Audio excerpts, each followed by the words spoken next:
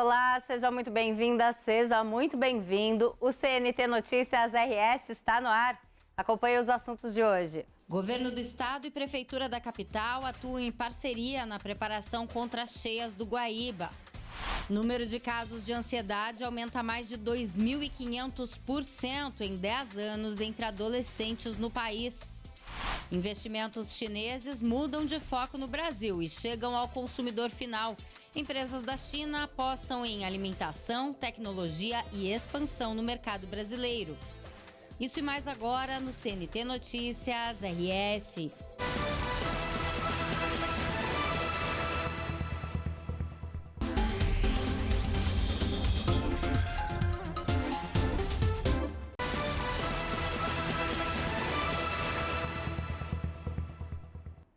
O governo do estado e a Prefeitura de Porto Alegre se reuniram para discutir ações de prevenção e soluções contra as cheias do Guaíba. A Prefeitura de Porto Alegre busca, junto com o governo do estado, uma solução emergencial para os polders 7 e 8 ao lado da Freeway para ampliar a proteção de toda a Zona Norte e da área do aeroporto Salgado Filho contra as cheias. O prefeito Melo e eu nos reunimos com as nossas equipes, promovendo todo o alinhamento para o sistema de proteção aqui da capital e todas as nossas ações em coordenação, governo do estado e prefeitura de Porto Alegre, para a recuperação do sistema de proteção existente e também em relação a novos sistemas de proteção que estão com projetos em andamento e com execução também acontecendo nesse alinhamento importante entre estado e prefeitura. Com portas sendo restabelecidas, reformadas, obras acontecendo, as casas de bomba, os diques também, né? Naturalmente tem muito ainda para ser feito, mas muito já foi feito, a cidade já está mais preparada e a gente segue focado para proteger os porto-alegrenses e todos os gaúchos em todas as regiões. O volume de recursos disponíveis para investimentos em drenagem e proteção de cheias na capital soma 2 bilhões e 200 milhões de reais. Deste total, 1 bilhão e 37 milhões são provenientes do município e de financiamentos. 780 milhões do Fundo de Apoio à Infraestrutura para a Recuperação e Adaptação a Eventos Climáticos Extremos, o FIRES, e 260 milhões de reais do Fundo do Plano Rio Grande, o FUNRIGS. Para o prefeito, a proteção contra cheias não pode ficar restrita à cidade e a parceria com o Estado fortalece a bacia hidrográfica do Guaíba e da região metropolitana. Nós temos obras que envolvem o governo do estado, tem o FUNRIGS, tem o FIRES, que são dinheiro federal. E esse alinhamento é sempre muito importante, especialmente quando nós temos aí previsão de mais chuvas, fazendo um plano de contingência, e as nossas equipes vão continuar trabalhando e trazendo cada vez mais informações seguras, né, que a cidade está mais segura nesse momento do que estava antes das enchentes, e tem certeza absoluta que as obras continuarão e cada vez mais ela ficará mais segura. O avanço dos investimentos chineses no Brasil agora passa pela experiência do consumidor. É no próximo bloco, fique por aqui.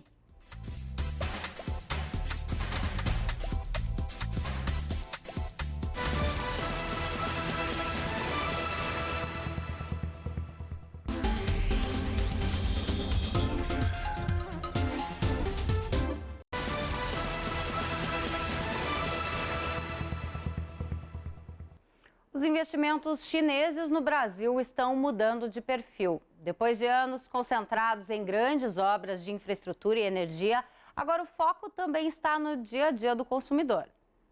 Avenida Paulista, um dos endereços mais movimentados do país, o cenário já mostra essa transformação. Entre prédios e centros comerciais, uma nova marca chama a atenção.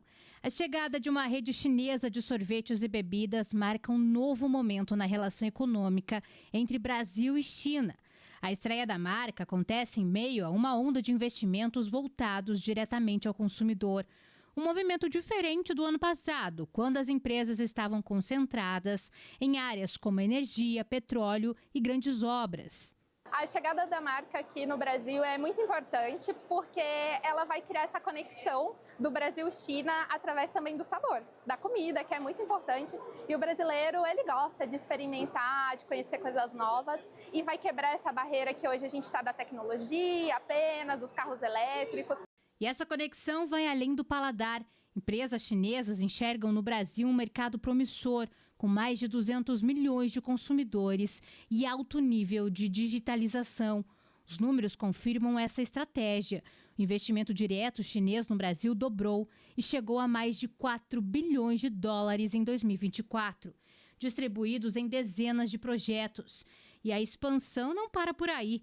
A expectativa é de novos investimentos bilionários e centenas de lojas nos próximos anos. O chinês entendeu que o Brasil, em que pesem todos os desafios que o Brasil impõe em relação à segurança jurídica, tributação, dentre outros, é um mercado, um oceano azul.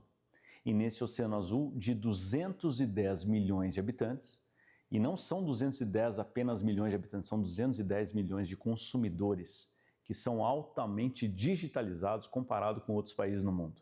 Então isso é uma grande oportunidade para o chinês entrar em setores, por exemplo, como a alimentação, vide a Mixue, que está ingressando aqui e vai ser um sucesso, vai ser um estrondo aqui no país, porque é algo que hoje o Brasil tem visto de uma forma muito positiva. Esse avanço acontece em paralelo a uma relação comercial já consolidada. Desde 2009, a China é o principal parceiro comercial do Brasil. E agora, essa parceria ganha uma nova dimensão, mais próxima do consumidor. Eu diria que hoje a relação entre Brasil e China está cada vez mais positiva, com oportunidades que tem visto, inclusive, por conta desse tarifaço que foi implementado pelo Trump. No primeiro dia após o tarifaço, 183 empresas produtoras de café tiveram a habilitação para exportar para a China. Então, o chinês tem observado isso e tem aproveitado essa oportunidade para incrementar a relação com os países, inclusive o Brasil, que é o maior hoje. A China é o maior parceiro comercial do Brasil desde 2009. Do carro elétrico ao sorvete, os investimentos chineses no Brasil mostram uma mudança de estratégia. Mais do que grandes obras, o foco agora também está na experiência, no consumo e no dia a dia dos brasileiros. A seguir, pesquisas apontam que o uso excessivo de redes sociais é fator de risco para a saúde mental de jovens e crianças. A gente volta já.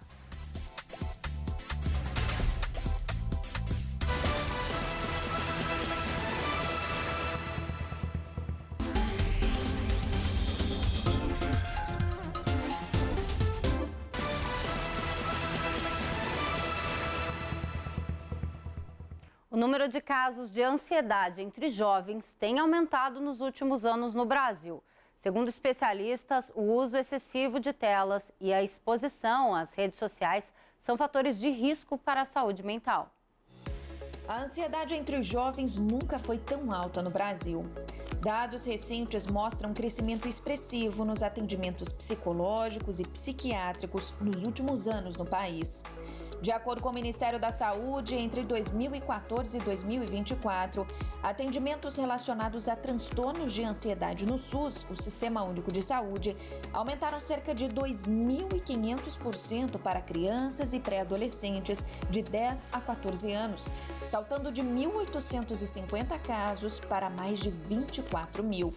Já entre os jovens de 15 a 19 anos, o índice é ainda mais expressivo, alcançando 3.300%, com um salto de 1.534 para 53.500 no mesmo período, evidenciando uma crise de saúde mental.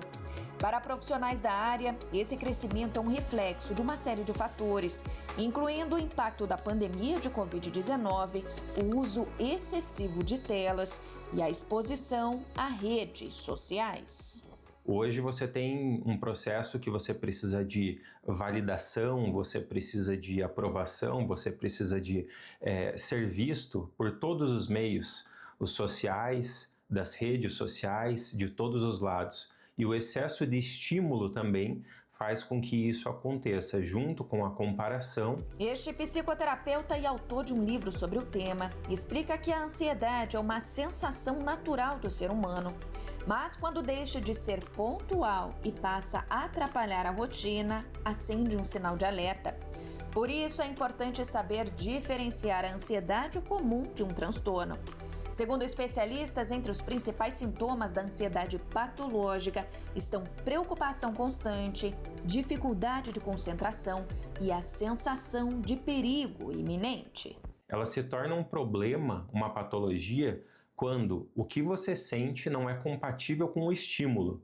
Então, naquele momento, às vezes você está fazendo algo normal que não precisaria gerar ansiedade e gerar cortisol, adrenalina para que você se mexa, e aquilo começa a se tornar disfuncional. Diferentemente de gerações passadas, que muitas vezes era associada a situações específicas, a ansiedade atual é difusa e está presente o tempo todo.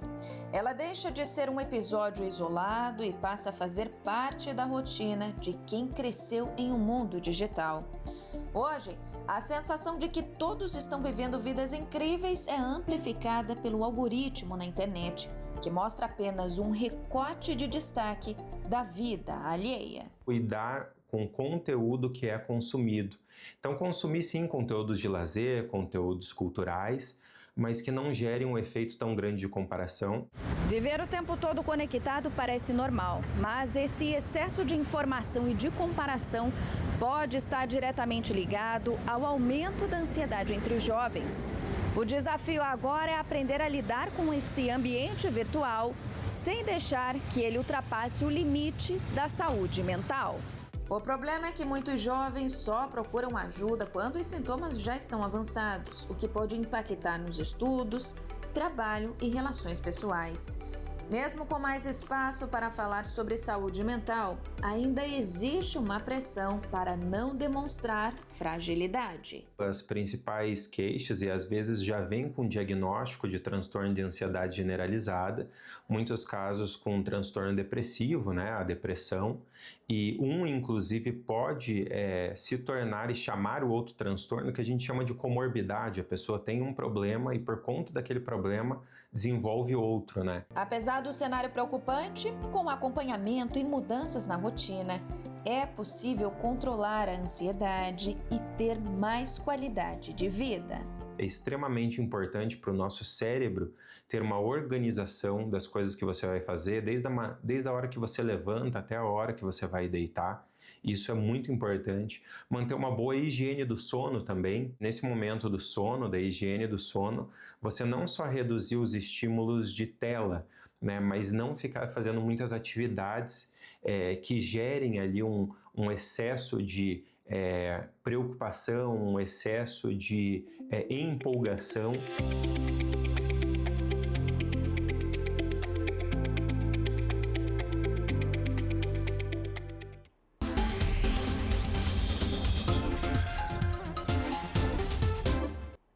Fica a dica para você cuidar aí da sua saúde mental. E por aqui a gente termina o CNT Notícias RS.